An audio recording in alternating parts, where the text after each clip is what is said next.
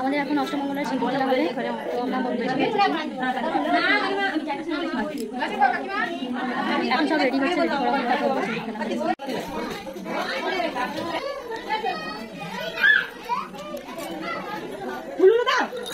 দাও বা উড়ে দাও।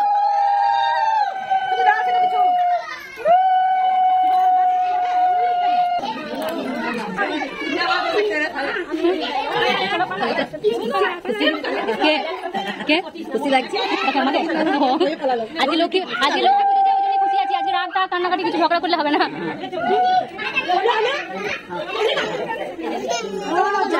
তোমাকে ভালো করে মাখাতে হবে। অষ্টমঙ্গলার দিনে একদিকে হচ্ছে ভাদুদের লক্ষ্মী পুজো,